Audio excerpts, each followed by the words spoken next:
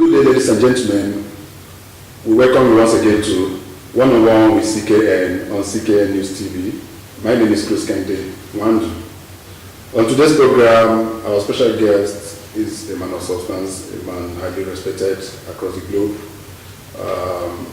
He is representing one of the greatest industrialized countries of the world. He is the High Commissioner of Australia to Nigeria. His Excellency, Mr. Paul Lehmann, you are welcome to CKN. Thank you, Chris. It's great to be with you. Nice. So how's it been? It's been great. I'm now well into my third year here in Nigeria. Wow. So, and every year it gets better and better as you get to know the country more. Good.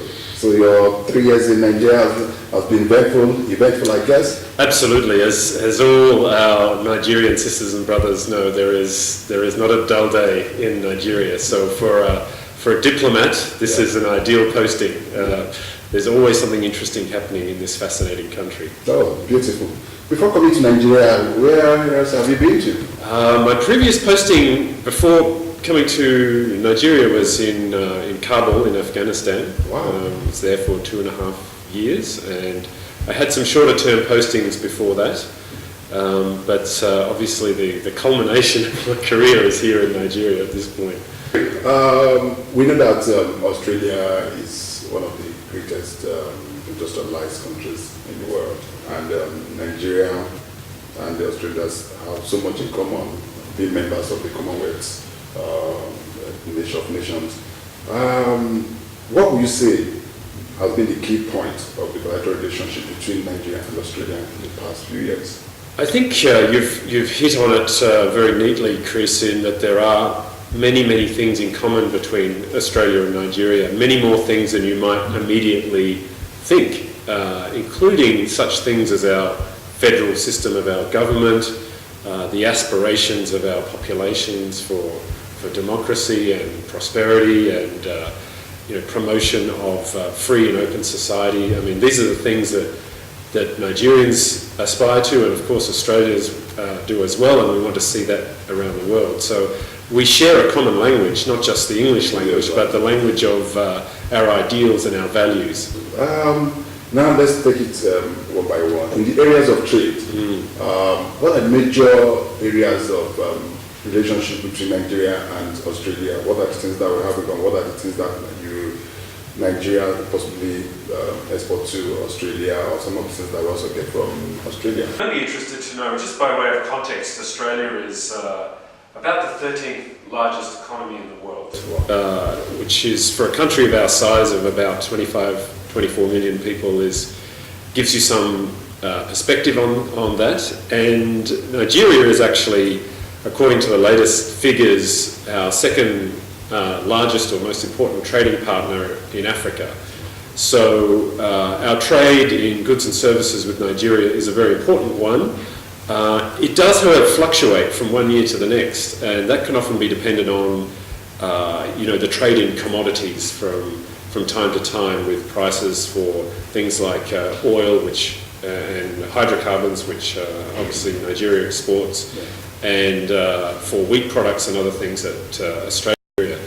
But one of the things that both countries are looking to do, and certainly I'm looking to do while I'm here, is to broaden and deepen and enrich the nature of that trade and investment relationship, so we can move beyond our sort of successful base in commodities to other things, which includes services, both countries looking to where the knowledge economy can take us, and looking at opportunities for Australia and Nigeria to interact on those levels as well.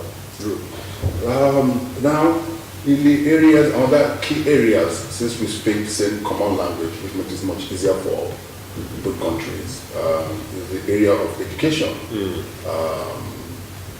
Australia is well noted in terms of advancement in education and the rest of them.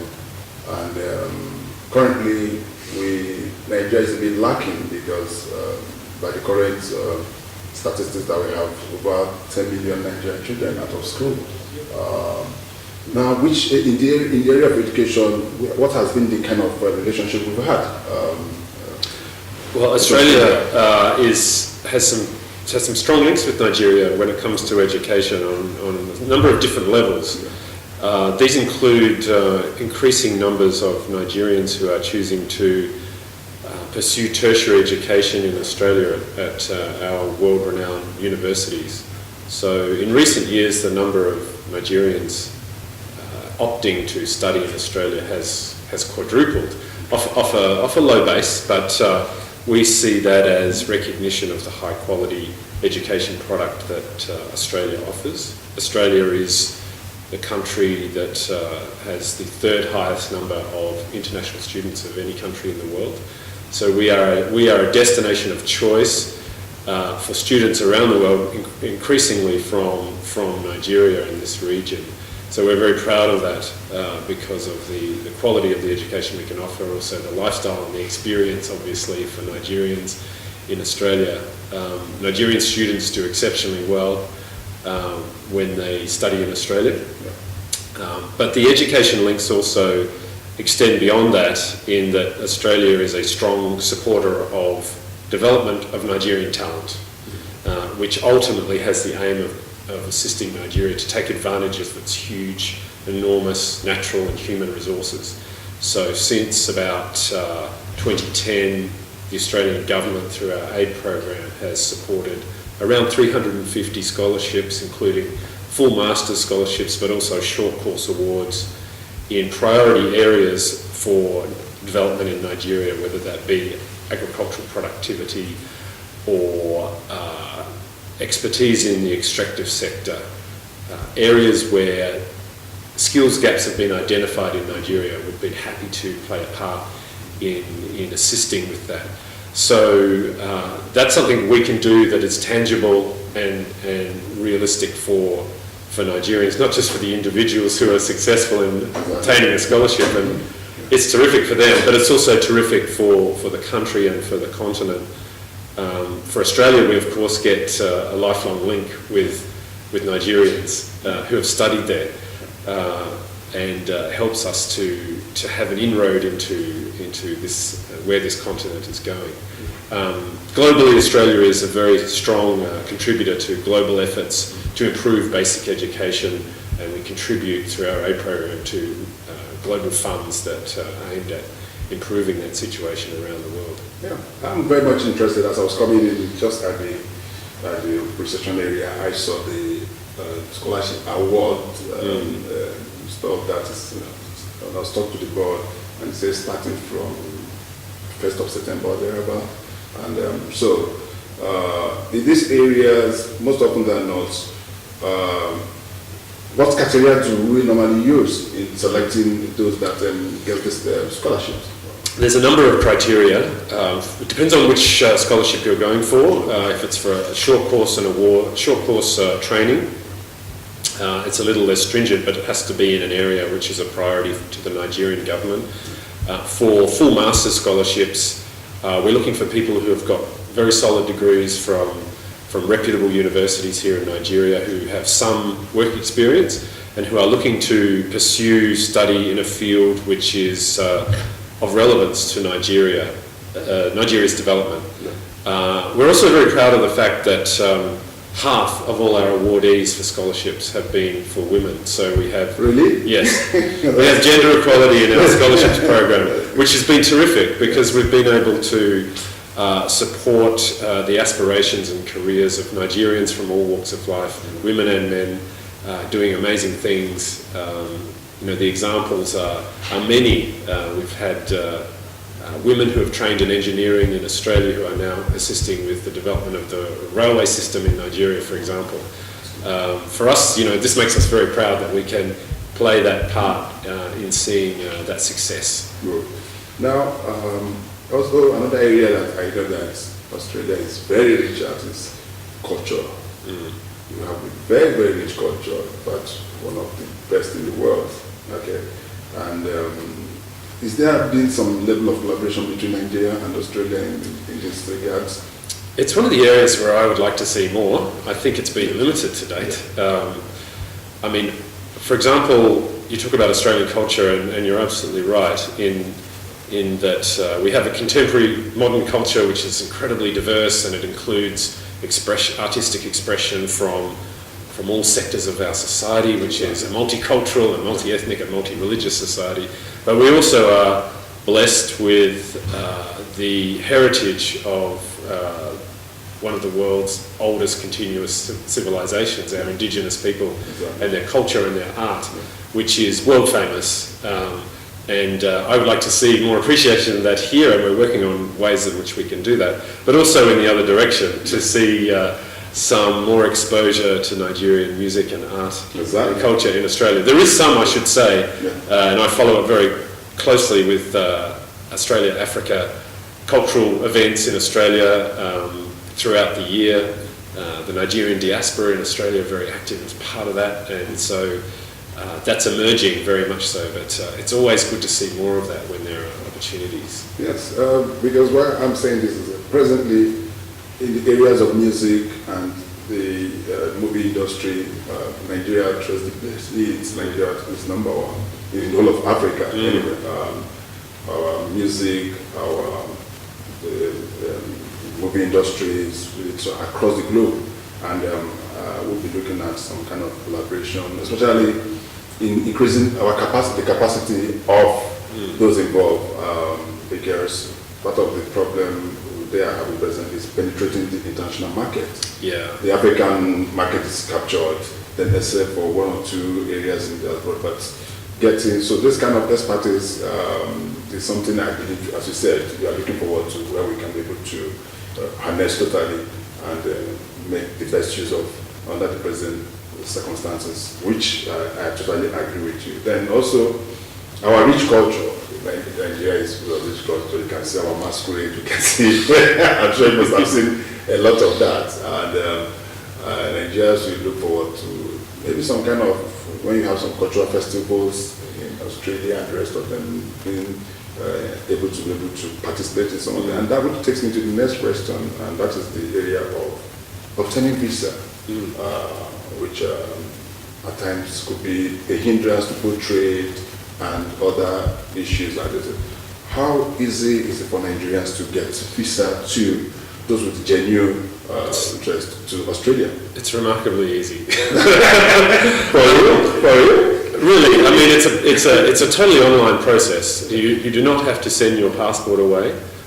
You just fill in the form online, and it's all done electronically. And so, you know, we have Nigerians travelling to Australia every day, and we welcome more and more visitors from Nigeria and from around the world every year. I think last year we welcomed over 9 million visitors from around the world. For a smallish country of 25 million people, it's our tradition to welcome visitors, tourists, business people from around the world.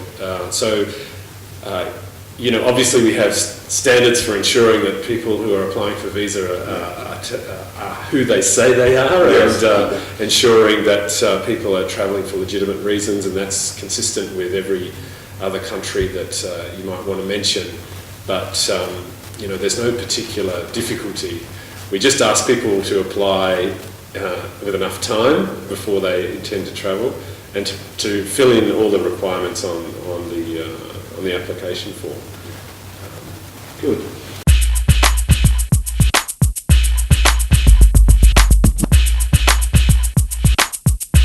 If you are just joining us, we are halfway into the interview. This is one-on-one with CKN on CKN News TV. Our guest today is no other person than the High Commissioner of Australia to Nigeria, Mr. Paul Lehmann. It's good once again having you on this platform. Now, another areas which may concern people like me and people like us in the area of the media. Okay, ours is still in the sitting age, but at least we are getting there. And we know that Australia, across the globe, has one of the strongest media platforms. Okay, presentation, the TV, online, and the rest of them. Now, in which area do you think Nigerians, you can assist the Nigerian media industry to improve on what we are doing presently in the areas of training, in the area of manpower, and even logistics and the rest of them? Look, what I would say to that is that Nigeria has, in my estimation, one of the strengths of this country is the vibrancy and diversity of its media platforms. It's true that sometimes the quality can vary from one place to another, but that's true of media around the world. But the thing that Nigeria has is that it's a media that supports people expressing their opinion, and I'm really being struck at how Nigerians feel free to express their opinions and to use various media outlets in order to do that, and that there are media writers and journalists who will also express their opinions. So, as a foundation for democracy, I think some of those key elements are there. But you've hinted at the fact that the media sector could do with some more development here, and I think I would agree with you in some elements. As to what Australia can do, we are certainly open to ways in which that can be explored. There are Nigerian journalists who do travel to Australia from time to time, who will look at our media landscape and see what they can learn from that. There are perhaps other ways that we can look at. I also look at the way Nigerians have adapted so rapidly to the use of social media, and I actually think that other countries, including Australia, we could learn a little bit from Nigeria in that regard, in terms of the penetration of social media in this country and the use by all sorts of people in all sorts of languages and all sorts of platforms, and the way that can influence public policy and decision making and politics and democracy in such a large country. I think it's a bit of an underexplored area, and I am sure that there would be Australian researchers and journalists who would be very interested to tap into that a bit more. And I think every election in Nigeria, that only gets stronger. But the role of the traditional media is always there. Nigerians love their radio and their newspapers and their talk back, and this is a good thing. So whatever we can do to work with that in our modest way, we'll look forward to. Good. That now takes me to one of the core areas where I think we should look at, and which is in a few months' time, Nigeria will be going through another transition. We are going to general election. We've had it we have consistency for about 19 years now without any break. And part of the problem we've always had conducting our election is areas of logistics and the likes. And I know that your government is already doing something in partnership with Nigerian government and the rest of them. What is your take? In what areas do you think that Australia can be of assistance to Nigeria in the coming election, and what you have done in the past towards making progress? I mean, work? There's limits to what a country like Australia can do here, just because of the nature of our resourcing base, and the focus of our overseas aid is typically in the Southwest Pacific and in the Indo-Pacific region, just by dint of geography. But certainly we are already embarking on various efforts here in partnership with local organisations, including using the media to sponsor some information and talkback sessions on radio, so that people can get information about how to register to vote, how to go about conducting themselves on polling day, what voting means, explain to them in their own language, and their ability to call into the radio station and ask questions. None of it, of course, is about taking sides one way or the other. That's not what we're about. But what we do want to do is promote participation by Nigerians from all walks of life in the expression of their democratic will, so that everyone is encouraged to register and everyone is encouraged to turn out and to make informed choices about who they want to be leading this great country. And I think Nigerians are excited about the prospect of really bedding down strong democratic institutions here, because having done that, or being in the process of doing that, that puts Nigeria in a very, very strong position on the continent as a leader and a country to which other countries in Africa can look to for guidance on how to bring about better governance. So, I don't think that's lost on Nigerians. I think they understand that getting elections right is not just good for Nigeria, it's good for the continent and beyond. Yeah. And I know another area that you try to focus on also the empowerment of women to participate in politics. And what role do you think African women, Nigerian women can play in politics? Well, we're very strongly supportive of encouraging women from all walks of life to be active in all areas of public and economic life, including in politics. And we do that not because it's like a trendy idea, but because full involvement by women builds countries and makes them stronger. Everybody benefits. It's not benefit for women, although individuals obviously can pursue careers, which is they should be, but it's the country that benefits. It's societies, it's families, it's countries. It's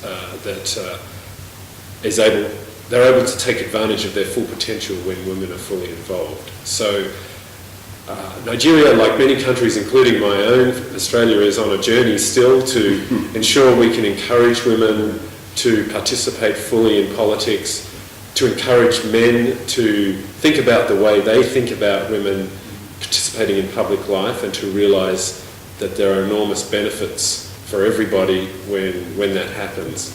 So, and the other reason in Nigeria, of course, is you just have this enormous reservoir of talent among Nigerian women. I mean, seriously. You've met more Nigerians than me, but I meet Nigerian women and men every day, and I think, gosh, why not? This is absolutely a no-brainer that women should be participating and giving their all and contributing their talents to public life here for the benefit of the country. So it's all for the good, and we do want to encourage that. But it's an easy job in a way because the talent is there. It's just about looking at ways in which barriers can be removed or reduced so that women have the opportunities afforded to them in the same way that